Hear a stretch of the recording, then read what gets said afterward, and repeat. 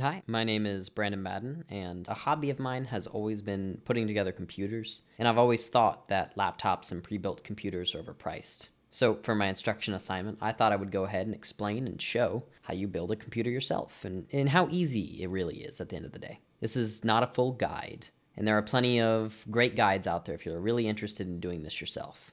However, I will be giving a beginner's guide on how to put together a computer and some of the do's and don'ts. Building a computer is just like Legos for adults. Everything really does just click in to where it's supposed to go, and the hardest part for beginners will always be plugging in power headers to the correct place. It sounds very scary, but it's really not that bad. So let's begin from where you would likely begin. For all skill levels, a great site to check out is PC Part Picker and CPU Benchmark. Not all parts that you'll find are compatible with all other parts, so PC Part Picker lets you know if there's any compatibility errors there. For people who don't know what parts to get, CPU Benchmark is a tool that has multiple charts set up to compare the performance of different parts. You can start from the top of high performance and just go down until you're in your price range. This is your motherboard. This is where everything will be seated and or plugged into. Think of this like your home base. You don't necessarily even need a case to run your computer. This is where your processor will be seated. This will likely be your most expensive product and is what runs everything that happens on your computer. This is where you'll seat your RAM, and this is your temporary storage. This is your graphics card slot, assuming you will use one. Not everyone will need one, and every motherboard has built-in graphics for most people's needs. This is your 24-pin connector and your 4/8-pin connector. The 24-pin powers the whole motherboard, and the 4 or 8-pin powers the processor exclusively. Both of these plugs will come from your power supply. Every other power plug is technically unnecessary, but is used for things relating to your case or powering things like hard drives or CD drives. Finally, these are SATA connectors. They will be used to connect storage, like your disk drives, to your computer. When you buy a motherboard, it will come in a fairly large cardboard box. You should start your build in that. Something you may have to worry about is electrostatic shock. Basically, don't build up a lot of electricity on your body by being on carpet or something similar. If that happens when you touch the motherboard, it may no longer work when you plug it in. The cardboard box is usually a safer bet for a number of reasons.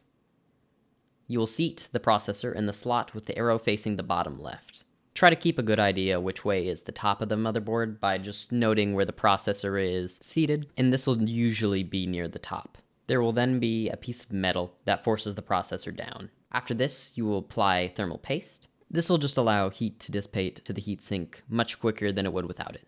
A small pea-sized dab will do fine. You'll then install the heatsink. The heatsink is pushed through the back of the motherboard. Once you get both pins through all 4 sides, it should be on correctly. This is just the case for the Intel default heatsink. If you buy a third-party heatsink or anything like that, install will be slightly different but more or less the same.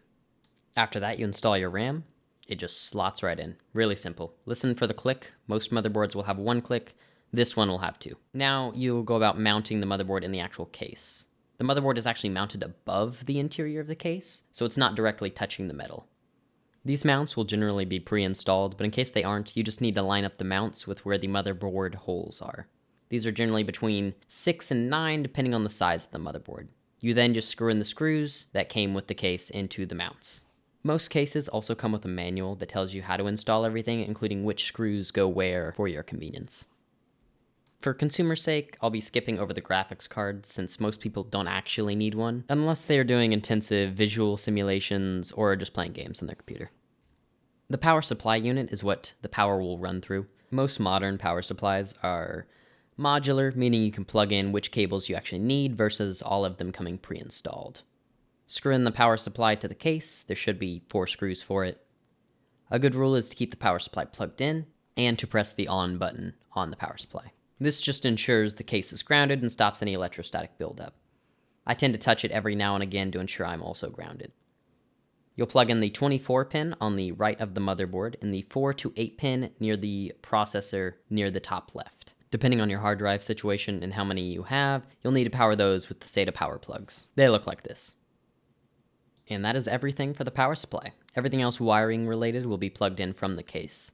These are your power on LEDs, your on-off button, and your USB plugs. For storage, you'll plug in any of your SATA cables to your motherboard and any of the SATA plugs on the right or bottom.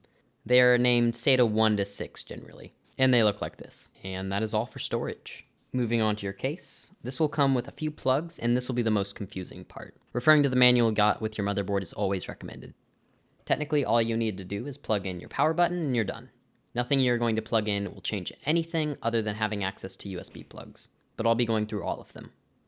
JFP1 is your power to your case and the LEDs for your case. These come directly plugged into the case and are generally kept at the back. They are all named, so you just need to plug them in left to right. On the top row, power LED, then power switch. On the bottom row, HDD LED and reset switch. You'll have one pin left open on the bottom right, and that's how you know it's done correctly. JUSB1 is where your USB plug will go into. Just line up the pins with the plug. If you have more than one, you'll plug those into JUSB2, etc. Then you'll have a blue connector likely, and that will be for your USB 3.0 and is generally found at JUSB 3. Manuals will specify though. Finally, plug in HD audio into JAudio 1. This is for your audio jacks in the front of the case. JAudio 1 will probably be at the bottom left of the motherboard. Now the only thing to do is plug in the case fans to the various 3 to 4 pin CPU fan headers or system fan headers. They just ensure that the fans receive power. And that's it. The computer will now turn on and work. You'll have to install Windows on it via flash drive, install of Windows, or a proper Windows disk. And after that, it'll boot up to Windows and you'll have a working computer.